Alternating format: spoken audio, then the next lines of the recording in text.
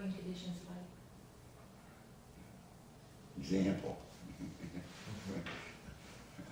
Well, don't forget that I worked in downtown Camden all the time. I never worked anywhere else. I worked, in fact, if you know where the River Sharks play, Yeah. where the parking lot is where the building that I used to work in, Wow. that goes all the way to the river. So, by working conditions, you mean, give me expand on your question, if you will. You're talking about, Where everyone, like in your work section, you were engineering, right? well, I worked in an engineering environment. Although I had a financial background, I worked in an engineering environment. I guess you say, were you comfortable in your workspace with a lot of, I guess, space and stuff? There were a lot of buildings downtown Camden at one time. And each one had a number. I think the highest number was 24. So you could say there were 24 different buildings, various varieties. Oh, wow. In fact, some of the buildings today are where Rutgers, they donated to Rutgers, closer to where they had buildings closer to the bridge, where the Ben Franklin Bridge is. There were 3 buildings in that area, and I think RCA or GE, somebody donated them to Rutgers, which are now, I guess, classrooms for Rutgers. But, you know, it was a regular environment. They had escalators at that time inside. They didn't have any elevator, mostly was escalators.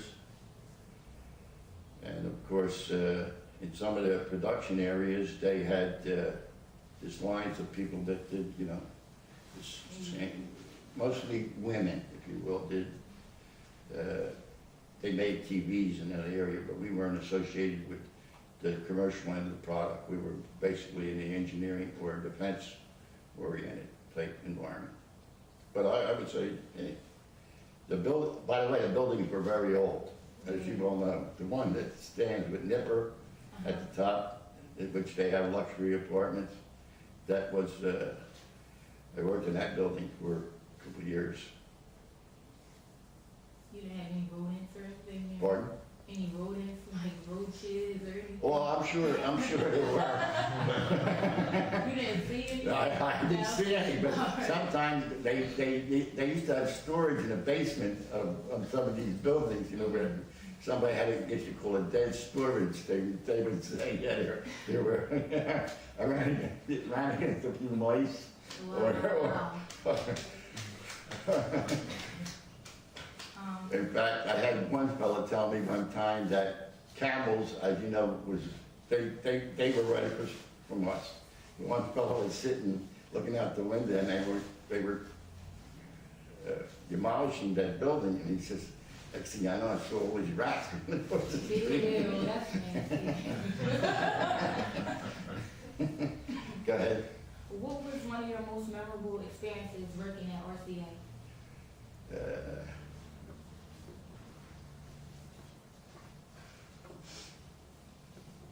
Memorable, okay. I guess the fact that working on the Apollo program, everybody that had any tenure or time on that program got a perk. My perk was I could either go to the last moonshot, which was at Cape Canaveral, Florida, or I could take the stuff that we had built for Apollo 17. And by the way, that Apollo 17 was the first time that they ever blasted off at night. And the memorable was, the fact was that when we had to transport this equipment, we just didn't throw it on an airplane in the baggage. We had to buy a seat. This is just on the plane. And we would call up the airline, which we were going, and we would tell them what we were trying to do, and we would go. In fact, my memorable was when I took the stuff down for Apollo 17, it was in July, so hot. I pulled it up. I told the valet, I said, don't touch it. Let me handle equipment, just give me your card. and I can imagine trying to do this today. I was the first one on the plane. I didn't have to go through anything. All I had was these boxes, which were pressurized already. And I had to buy 2 first-class seats, and I had occupied the 3rd one. And I was the last one off, and they would, when they drove the rent-a-car, they used to hire a rent-a-car from Hertz, and they would pull up right where the plane, and I'd have to go up. I personally had to carry it because I was the only one that was insured. Like any of the other valets or whatnot, they weren't insured, so if anybody dropped it, it was my responsibility, okay? But I can imagine trying to do that today in the environment when they're with terrorists and everything, trying to buy a plane ticket for a couple of boxes. But I guess that's one of my most memorable things, that perk that I got. And I remember it was so hot that night that I was supposed to meet this guy the next day, and who would sign for it and take it, because, you know, that's where the equipment had to be furnished. But he took me on a personal tour in his van of the whole Cape Canaveral structure. But I remember looking where they assembled those vehicles. Like today, they still go shoot off to the moon. They said that this one building, when you look up, they say you can fit Yankee, how big this building is, you can fit Yankee Stadium on the roof of this building, so that's how big this building is. That's huge. I know, right? Yeah. I guess that's my most memorable. All right. Can you describe an average work day? The average work day was supposed to be from 8 to 5. But sometimes they lasted, they never lasted shorter, they always lasted longer. And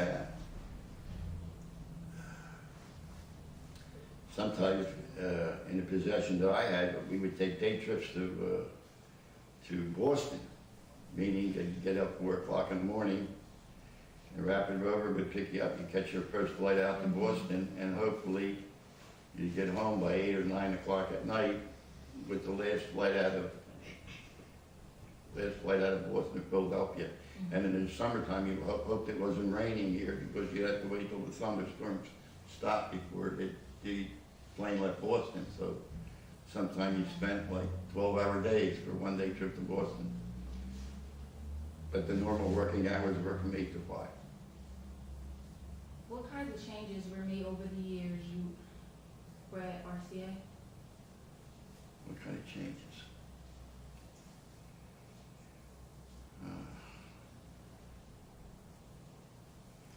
Well, they demolished, well, don't forget, when I first started working there were 15,000 people that worked there. And through the years, and that was in all sections, because at one time they had, don't forget, they built TVs downtown Camden, but they didn't do that anymore. Back in the 90s, all that was out of there. So they demolished quite a few of the buildings. And of course, there were less people that worked there. You want to restate that question again, so if I have anything more to say? All right. I had asked what kinds of changes were made over the years that you were at RCA? Well, like I said, when I first started working there, there were 15,000 people that worked there. And I guess when I left, it was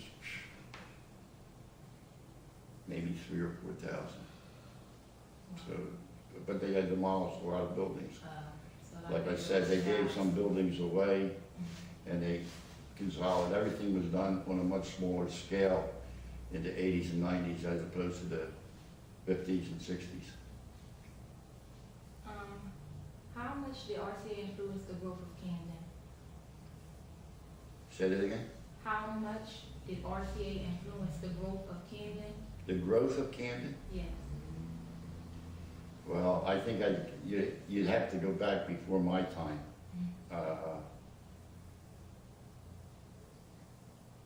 You'd have to go back to when the Victor talking machine started there, and that's, I really can't give you an answer to that question, a proper answer, because during my time, it was strictly down. It wasn't going up, it was going down, as far as Camel Soup was moving out. RCA was moving to places in Indianapolis, Indiana.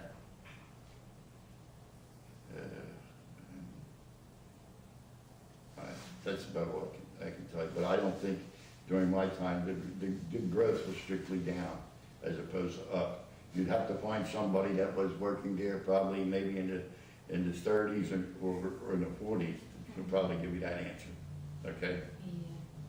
How long did you work at RCA? 36 years. 36. Why did you leave RCA? I retired.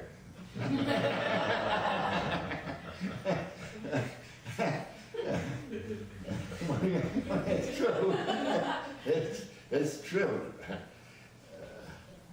Well, I'll give you a specific instance. In 1988, RCA was sold to General Electric. And there was a different mindset when the General Electric people came in, as opposed to the old RCO folks that were there for a buku years. Like I said, I once had mentioned the fact that RCA Camden was in the defense industry, was not to make was there for the convenience of the government. They all laughed at me when I told them that. Wow. And I guess it was in December of '92, I usually take off. I was entitled to 6 weeks vacation when I retired. So I don't think I ever used 6 weeks vacation anytime, because couldn't take 6 weeks off, so you wouldn't know. You could afford that, and you didn't belong there. So anyway, make a long story short, when General Electric came in January of '93, they brought their own troops in, and I had certain people that worked for me at that time, and the boss said, "You got to lay off 2 people." What? That's great. I says, "We're busy." He says, "It's called a head game." He says, "Get back to me, who you're laying off." Who'd you lay off? So anyway, I tried to avoid him for the next couple of weeks. Wow. Then I ran into him again. He says, "Who you gonna lay off?" I said, "I ain't laying anybody off." I said, "You wanna lay anyone, why don't you lay me off?" Wow. And that's how I retired. I got laid off after 36 years. Wow. And my secretary, her name was Betty Brooks. She was African American, by the way. And my father called her. She answered the phone. She says, "He doesn't work here anymore. He got laid off." He says, "He got laid off." How could he get laid off? He worked there 36 years. You know, they don't lay them. Yes. Well, yeah, I got news for you.